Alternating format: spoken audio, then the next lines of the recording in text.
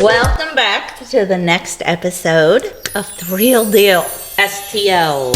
Woo-woo! Love it. Love it. Did anyone order the pizza yet? No? No. Why? Because we should legalize marinara. It is T-shirt day today. Ooh, now I'm torn between Mexican and pizza. What are we gonna eat for lunch? Oh. Yes, this is why you weren't expecting it to go this way today, were you? Of course not. You have to expect the unexpected. You have to. I guarantee you have a story about... Oh, I have a recent story. Oh, see, I told you. She's always got stories. I had an agent who had a deal, and I mean, right at the very end, after 2 buyers had backed out, we finally got to the 3rd buyer. Okay, hold on. It's got the seller. Thank you. Oh, yes. Okay. So I my agent need things spelled listed out. the home. Give me all the information. And the people had already moved out. They were in an independent retirement community already. And they, we're trying to sell this house. And right at the very end, we're getting ready to close finally after hurdle after hurdle. And the lady fell in the house and hit her head and ended up in the hospital. And we'll just say she passed away right in the hospital right after she signed. That is so the closing heartbreaking. documents. First off, condolences to everyone involved and everyone. Because how unexpected. I mean, she was just like cleaning in the house. And she just fell. She was the seller. Yeah. Were they under contract? Oh, yeah. We were closing. We were closing like a couple days later. And she was able to sign. And then she would have passed away like before we closed. Yeah.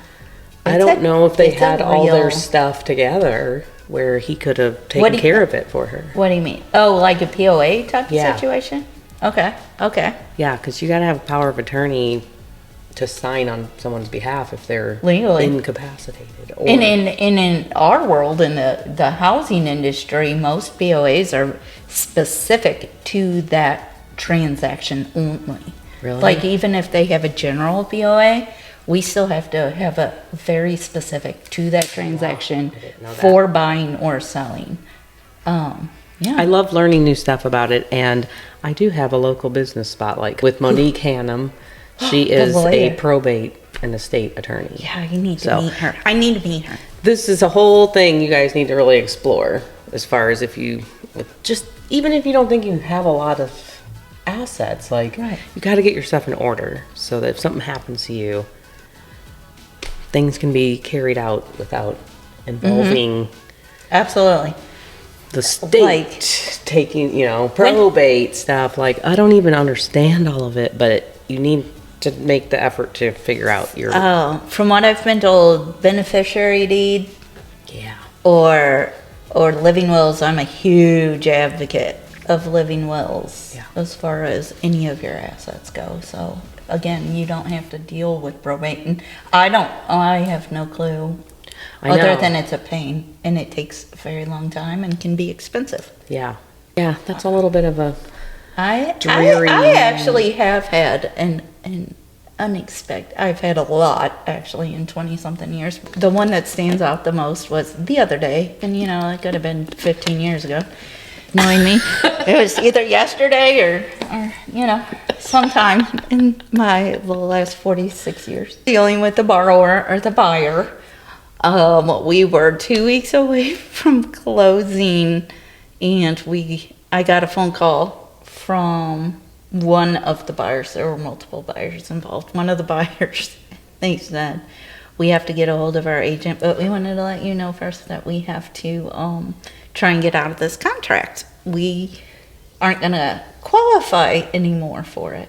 And I was like, oh, can you explain to me what's going on?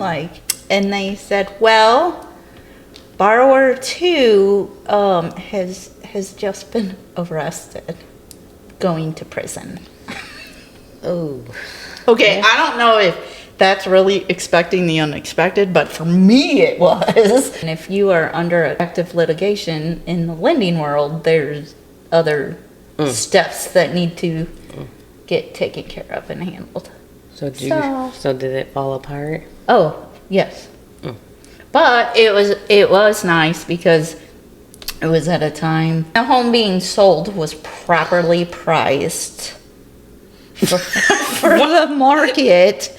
So the sellers actually agreed because they were like, "Oh, it's fine. We understand things happen." Well, they might have had a financing contingency too. That's why I like to push that date pretty close to closing date if possible, just in case something like that financing happens. condition or loan commitment. Yeah.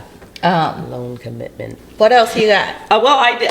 One time I did also have a client.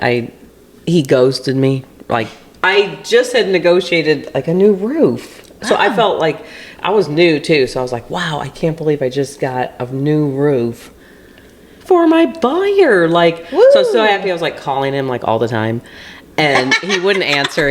And back then, guys, I mean, come on, we still had the flip phone thing. Like, yeah, he wouldn't answer. So he ghosted you. Ghosted me, and I'm like, wow, I guess he's mad. Maybe he's mad at me because I didn't get enough or something. I don't know. Like, I just like beat myself up for like days, and then finally one day he called me, and he was like, I have been in the hospital with kidney stones. Oh, like suffering and having surgery and stuff. And I'm like, oh, I'm so sorry. I'm so sorry. I'm so sorry. Did you see the thing about the roof? Then realize that you don't know what people are going through. Like, I mean, no. Okay, I'll be really, really quick because I do have another one I just thought of. I had a borrower. He had a fiance. Okay. Get through the deal. Whole time. Unmarried. But he was engaged. 2 days before closing, the title company called and said, hey, do you know your borrower is married? And I said, no, he's engaged. She said, no, honey, he's married. So I called the borrower and I said, hey, we got a little snack. Title company seems to think that you're married. And he was like, what? Oh, 35 years ago, I got married. And it lasted 6 months and we split up. And we never thought to get divorced. no, you don't just, come on. Oh my gosh, I forgot. Yes, it happens because they just went to the courthouse and got married and didn't think anything of it. And then they tore their paper and they're like, well, we're done. Right. His fiance called me the next day and was so sweet. She's like, thank you so much. I'm so glad this happened because obviously we are getting married in 30 days. And about to be polygamy. We cannot do that until the divorce goes through. So thank you so much. I really appreciate you. Now I'm going to go, throw punch my fiance. So we pushed closing back until, thankfully, the sellers, it was an investment property. We pushed it out and we closed and they got married and all is good. Isn't it fun? Isn't it a fun industry? That's so fake. I don't know, people. Don't you? If you only knew. Yeah. But Okay. that was fun. Nice. To hear some fun stories about the unexpected side of real estate industry. I know, but I feel like even this needs a high and a low. It needs a high and a low. So what would be the low? I mean, definitely hearing about that client passing away was low. Just, Heartbreaking. yeah. Because I got to meet her several times. I mean, she wasn't my direct client, but, just how fast. Yeah. And High? the Is high. there a high? The I was high. expecting the unexpected. The high is I'm numb to it now.